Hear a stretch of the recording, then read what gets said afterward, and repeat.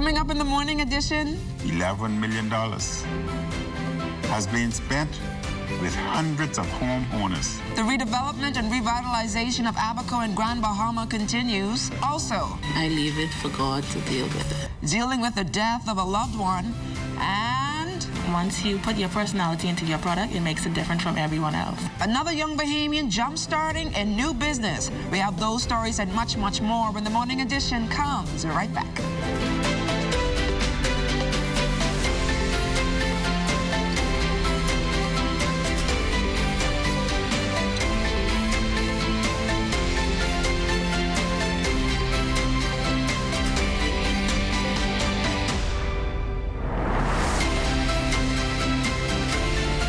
First, it's more than just our name, more than just our achievements. It's our nature, and it's where we put our customers. At Bahamas First, we've refreshed our look, but our nature remains the same. We design insurance solutions that protect our customers from life's uncertainties, whatever they may be. We equip you for the future so that you can recover stronger. Bahamas First, what's first for you comes first for us.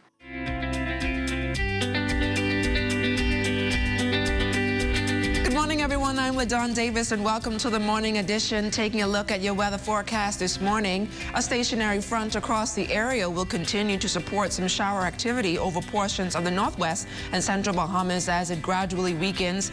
Meanwhile, a weak pressure pattern will maintain light to moderate winds ahead of the arrival of another cold front through tonight. We'll get up to a high today of 81 degrees with an overnight low of 70 degrees. Out to our streets this morning, where Lloyd Allen and the morning traffic team is standing by with your TGI Friday traffic. The traffic report is sponsored by Bahamas First. First in insurance, today, tomorrow. Yes, LaDawn, you are 100% correct. It is a TGIF Friday. I hope many persons are like us, so we're looking forward to this day, and it's finally here. Today, we're giving you your first look at traffic, and we're at the intersection of University Commons and Blue Hill Road. Already today, many persons are on the streets, some heading to work and others probably preparing for the weekend ahead. Today, we're also joined by Corporal Patrick Kemp from the Royal Bahamas Police Force Traffic Division, giving us a look at traffic developments over the past 24-hour period. Good morning, Mr. Lloyd, and good morning, Bahamas. And you're absolutely correct. There is a whole lot of traffic that's out on the street today, and we're going to continue to ask persons out there to continue to drive safe and exercise due care and attention. Within the last 24 hours, Mr. Lloyd, we have had some 8 accidents. To date, we have some 16 persons that are still hospitalized as a result of accidents. And a lot of these accidents could be avoided, all right, if we just exercise some patience and do the responsible thing while driving through the streets. Now, speaking about exercising patience, today we're set to talk about maneuvering beyond vehicles or obstructions that may come into our path while driving. What are some of those general concerns from police? One of our main concerns with persons situation throughout the streets is improper overtaking.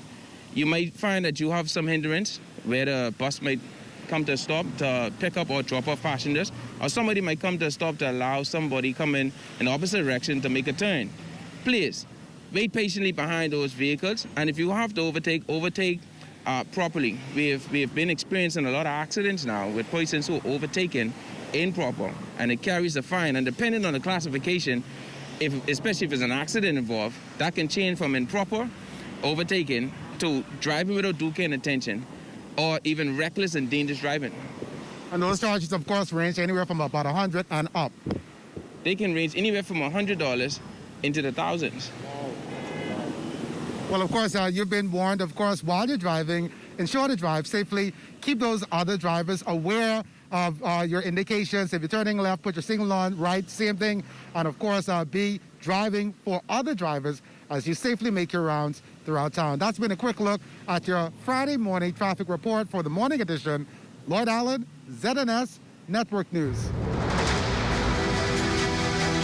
Off Top this morning, the government continuing its push towards creating a digital economy in an effort to provide Bahamians and residents with greater digital access to government services. This according to Prime Minister, the Most Honorable Dr. Hubert Minnis, who indicated in his keynote address at the Bahamas Business Outlook on Thursday that plans are underway to reveal the beta pilot of the one-stop shop citizen engagement portal.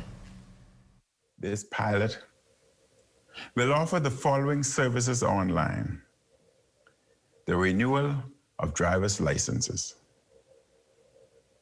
getting copies of birth, death, and marriage certificates, and applications for the renewal of adult passports.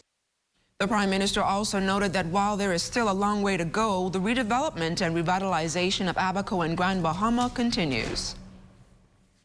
$1 million has been spent with hundreds of homeowners assisted under the Disaster Reconstruction Authority's Small Home Repairs Program. Working with various partners, the DRA has provided 150 temporary housing domes on Abaco and the Keys, and 20 homes for families at Sweetings Keys and East Grand Bahama. The government, through a public-private partnership with the Discovery Land Company, is developing 46 homes that will be gifted to 46 families. The new school year is underway, and while there were some challenges at the beginning of the term, Minister of Education, the Honorable Jeffrey Lloyd, says those issues have been ironed out. He says currently preparations are in the pipeline for the return to face-to-face instruction at public schools here in New Providence and over in Abaco. It would appear that it's going to be hybrid in most instances because most of our school populations are very large, several hundred, and they cannot be all accommodated on the various campuses while maintaining the health protocols as stipulated by the Department of Health and the Ministry of Health. The Education Minister says face-to-face instruction is expected to begin on February the 1st. We hope that we will be able to begin face-to-face on February the 1st. Again, please, it's going to be conditioned by what we are allowed by the Ministry of Health and the Department of Health. But I am advised that they are taking a look now to see what the responses are from an inspection standpoint to the previous holidays that we had, Christmas and New Year's, and of course recently January the 10th, Majority Rule Day. And if depending on if those cases are manageable and they do not put any imposing demands on the healthcare system, then we should be able to roll out. But as soon as we are able to get the information, we're going to have a sit down with the Ministry of Health and determine precisely how we are able to roll out face-to-face in our various schools. As we conclude our virtual education series, we talk to a teacher on the front line of curriculum development and its integration with technology. Here's Lloyd Allen. It's been said that a good teacher is a life changer. Well, it is that adage that has fueled 6th grade teacher and online curriculum coordinator Julie Stewart to remain in constant evolution at Genesis Academy. She says apart from the school's primary LMS platform, integrating tech resources like Zoom has proven useful in equipping teachers like herself for today's classroom. Everybody has a code and they know how to sign in. That's the first thing we made sure our students are able to do. On a daily basis, there's a lot of troubleshooting that has to be done in terms of the different apps and platforms that we use. So just overseeing and making sure students have access at all times, whether they are present in school or they're at home working. Stewart says apart from minor concerns, the 7-year head start on teachers and students onboarding into the digital world has worked successfully in managing school groups and daily operations during and post lockdowns. The teachers were already trained to use the technology, and it's something that we see as not extra, but a necessity. We're here trying to craft a 21st century student. Our aim is to make sure that the students are, creative, able to be critical thinkers, problem solvers. They are able to collaborate with their peers. Dr. Lyric Knowles, Director of Academic Affairs, adds Building a student-friendly LMS with manageable curriculum and local content is key in preparing Bahamian students for national exams and beyond. For the last 6 years, our teachers have gone on extensive training seminars during our Teacher Reflection Weeks, where we train teachers on various platforms, and not just the platforms, but it's important on how to teach online. So methods on how to teach online, methods of student engagement, and things like that. And so we found our transition to be quite smooth. With blended classes being the new norm in education, this virtual education series has shown that no system is perfect, but flexibility in meeting students where they are at is the ultimate goal in teaching, coupled with a platform that is fair, user-friendly, and reliable to achieve optimal results. For the Morning Edition, Lloyd Allen, ZNS Network News.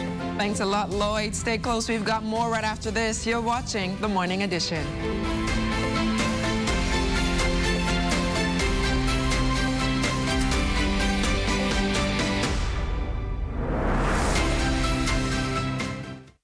Everything is changing, and your favorite hardware and home improvement store is getting with the program. We Buy You Sell is rolling out its new online shopping feature. If you go to our website, wbusbahamas.com, it's a quick and easy 3-step process.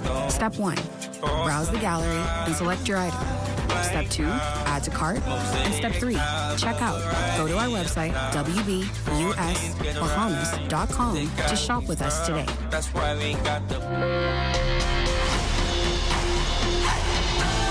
Well, the Bahamas and the Turks and Caicos Islands 209th Annual Methodist Conference session is underway here in the capital under the theme Changing Times, Unchanging God, a Church Reimagined. This morning we're joined by Conference President Bishop Theophilus Rolle. Mr. Rolle, welcome again to the Morning Edition. Thank you very kindly, LaDawn. Good morning, Bahamas. So talk to me a little bit about the sessions. We understand that they got underway last Sunday. How is everything going so far? We give God thanks this year for the ability to have the conference because, as you know, with the impact of COVID-19, we've had to resort this year to virtual conference. And the sessions are going very, very well this year, albeit under difficult circumstances. We've seen this year that over some 60, 70 persons have joined us for the sessions of our conference this year in an online format. And we have really been blessed, as we have heard from the Christian Education Department sharing with us about the innovative move in terms of our Sunday school. We've had a Sunday school now online where we have some over 100 children every Sunday in the online platform, meeting in breakout classes in the online platform of our Sunday school. We've also heard from our Mission Evangelism and Church Growth Committee, where we've heard about things like counseling sessions that are being planned now for persons with suicidal tendencies, domestic violence, and so wonderful things are happening across our conference area. And talk to me a little bit about how different can you say this year's conference will be in a COVID environment? It is different because it requires of us more than anything else to really engage as we engage our theme, Changing Times, Unchanging God. It forces us this year more than anything else to revisit our old mission of a church. It forces us to look at the methodologies in terms of what we use to carry out mission. What we understand more than anything else, Bahamas, is that whilst the mission does not change, Jesus Christ the same yesterday, today, and forevermore, making disciples for Christ. We understand that our methodology must change. How we do our work must change. And so this pandemic, more than anything else, it provides for us a pause for us to rethink how we do our mission. What is it that is important to us, our focus, our purpose of doing mission? We know that the Methodist Church was raised up by God to spread scriptural holiness and to reform the nation. And we have a task today to reform the nation, especially here in the Bahamas and the Turks and Caicos Islands. And we are being challenged on many levels, but yet still we believe that the church carries a very important task of fulfilling a great mission. Bishop Rolle, thank you so much for joining us here on the Morning Edition, and best of luck to you and the Methodists as you guys embark on your conference. Thank you so much for joining us. Thank you very much. I want to invite persons as well to join us for our service on this coming Sunday. We have our closing ceremony at Rhodes Memorial Methodist Church at 9 a.m. Sunday morning. You can join us by way of attending the service or by way of our live stream service, where the live stream will be held in MCCA Methodist Church, Bahamas, Turks and Caicos Islands Conference. God bless you. Thank you. Thank you. Last July, Bahamas Power and Light announced that customers could see as much as 30% reduction in their overall electricity bills.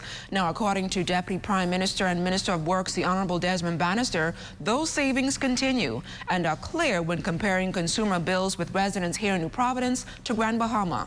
He says future agreements are also in the pipeline where further reductions are likely. If you do your homework and you compare what people in Grand Bahama pay now compared to what people in New Providence pay, you'd be shocked at how much more Grand Bahama is paying for power. That's what BPL is doing. So BPL is negotiating now, and they have a free hand to negotiate with anybody. And so we're going to see who comes through with the best possible deal for the Bahamian people. That's all we want, nothing else. The Road Traffic Department expected to reopen its offices in Long Island with a tentative date set for February 1st. Area Member of Parliament Adrian Gibson says the move will provide residents access to much-needed services. For the past few years, we have not had a Road Traffic Department that was able to print driver's licenses or provide decals, etc. And that has been an ongoing issue. That was amplified when the sole road traffic officer, Mr. Roberts, passed in the summer. And so the road traffic office in Hamilton, which was the only fixed and permanent office, closed from then to now. Persons have been driving vehicles that are not up to date, and they have been using paper licenses, which, as you know, in the 20th century. So what has happened here, one, we are now reopening the Hamilton's office, and we are opening a new office in Beals, Long Island.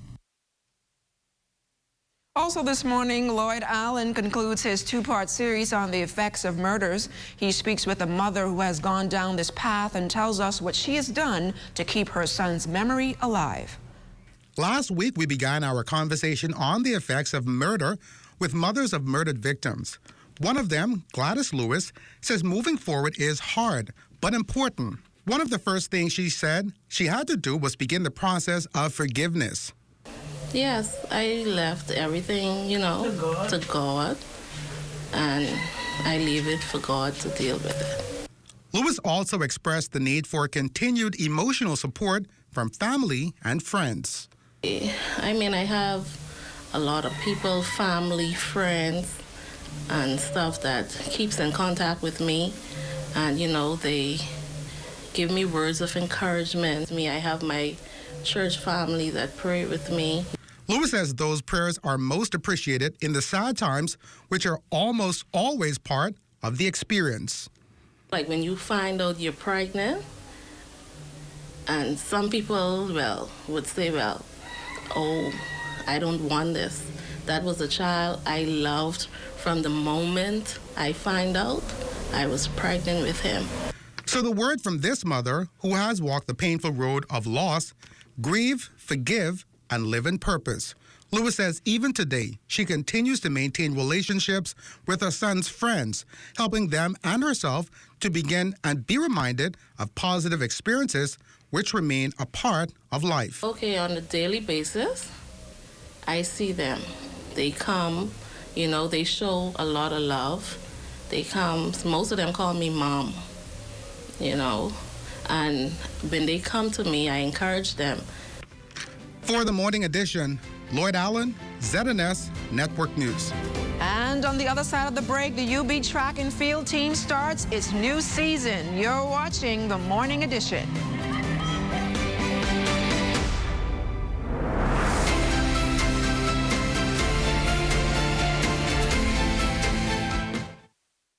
Hey, have you heard? ZNS is everywhere you are when you download the new ZNS app.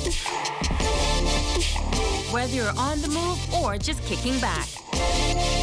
Miss something on the news? It's there.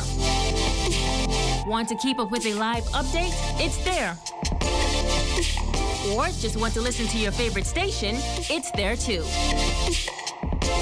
Download the app now from the App Store and Google Play Store.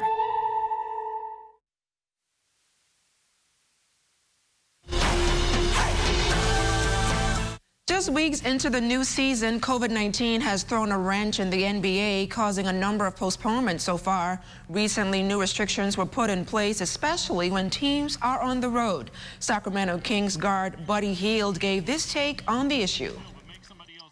You know, we just gotta be respectful to the rules. You know, a lot of us guys not gonna be for the rules or what we say, but like it's all about player safety, and it's all about the coaches and everybody's surroundings, and we got to protect ourselves first, and we respect the league and whatever they said.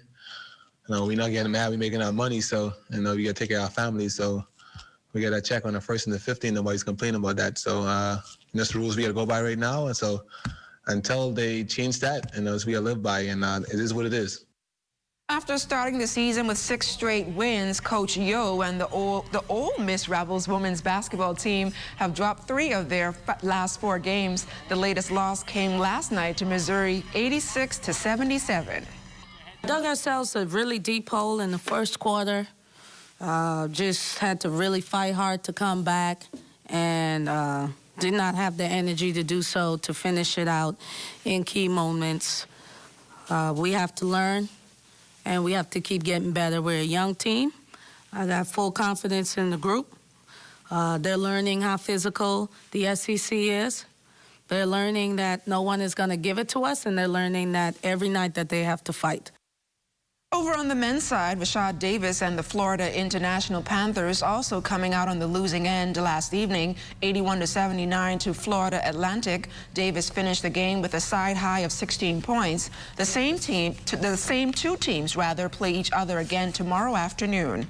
Meantime, the news much better for Shaquille Butters and the Williams Baptist Eagles. They won over Harris Stowe 66-49. Butters had yet another double-double, posting 14 points and 18 rebounds. Butters and the Eagles are off now until next Tuesday when they play Central Baptist. Back here at home, the University of the Bahamas track and field team opening the season at the T-Bird Flyers meet. Donye Roberts won the open men's 400 meters in a time 50 to 75 seconds. That was almost a second and a half ahead of second place Joelle Forbes from Quick Step Athletics, who ran 52.05 seconds. Roberts got out fast and was relaxed on the chilly home stretch. I just did what I had to do at what I practiced. I practiced executing my race plan, and the weather pretty cold out, so I still feel kind of good that I came out with no injury. The race plan was to get out as fast as I could to the first 100 and practice trying to relax going down the box stretch instead of pumping it. And as I come home, I would give more into it coming to the 120, and then I'm ready coming home. Stay close. We've got more right after this. You're watching The Morning Edition.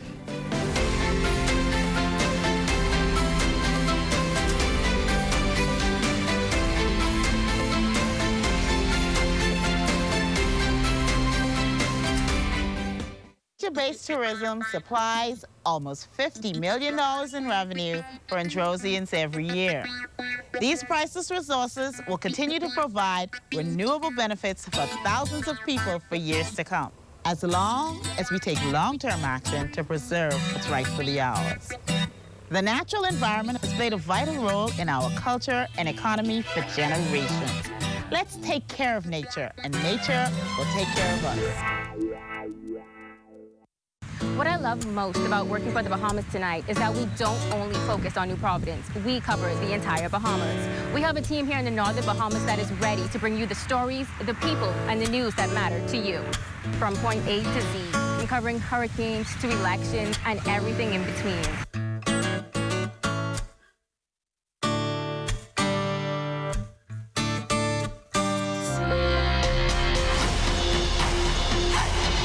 A tour operator on the island of Exuma is welcoming the government's decision to impose a fee hike that will be trickled down to tourists excited to see the swimming pigs in action. As of January 1st, all tour operators will be charging $10 for adults and $5 for children to interact with the pigs. Owner of the Sun Fun Tours, Tyrone Monroe, told The Morning Edition yesterday that he agrees with the move.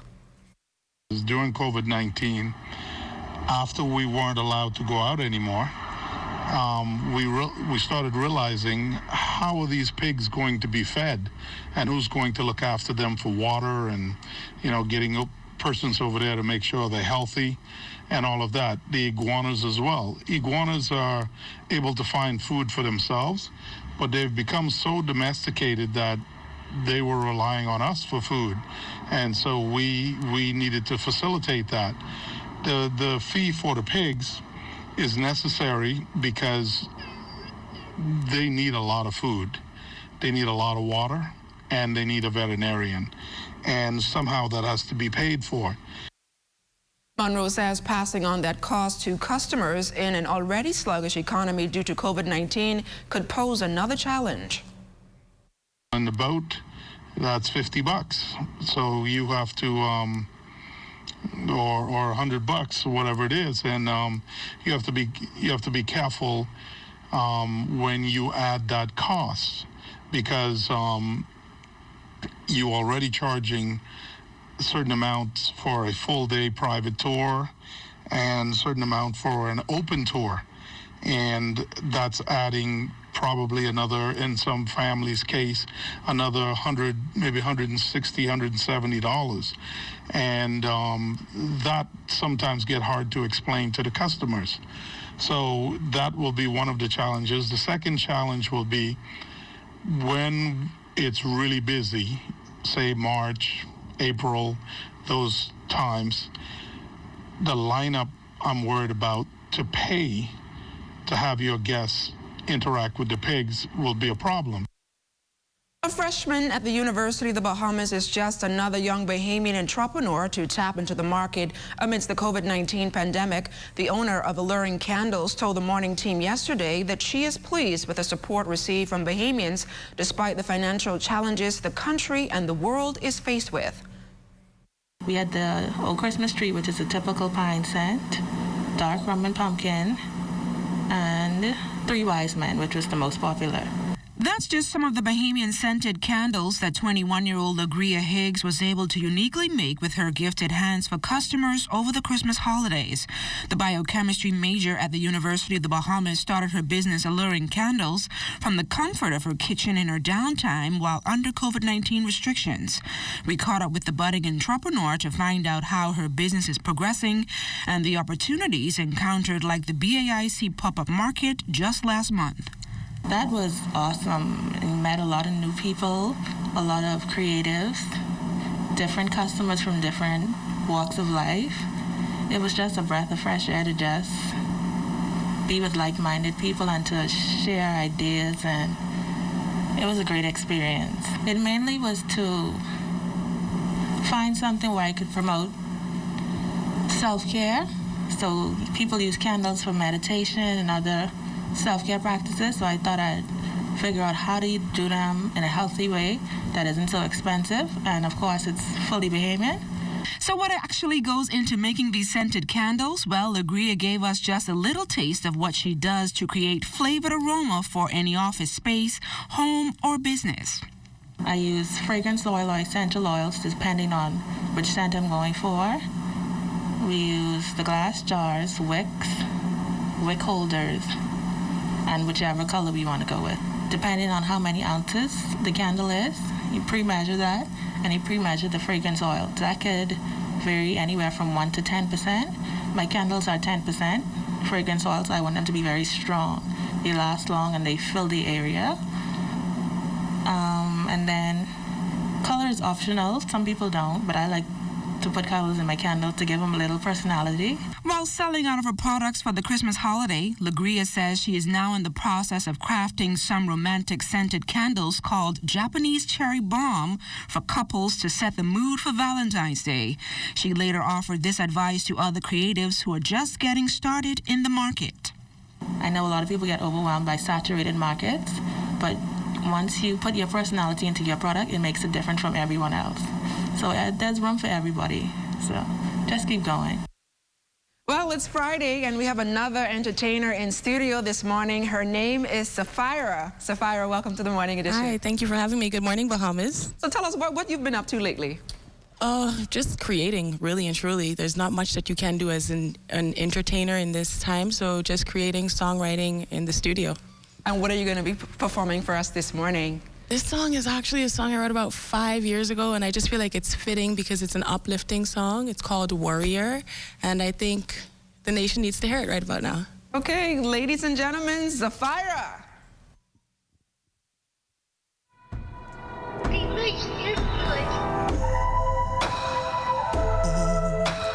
It's going up, it's rising up, it takes me higher. It's not enough, never enough. See my tears stop flowing, concealed my emotions. No, they don't control me no more. You took what you want from me, now you gon' learn from me. I'm burning through your door, cause I'm a warrior. I'm up off my knees, I'm standing tall, yeah, cause I'm a warrior. I'm coming through like a wrecking ball, yeah. So I'll take my life, take control of the wheel. I'm standing tall, yeah, cause I'm a warrior. Hey, hey, yes, I'm a warrior. See, you don't know how I go when I break through your walls. Can't hit pause, I'm gon' show you that I won't lose, I won't lose, I can't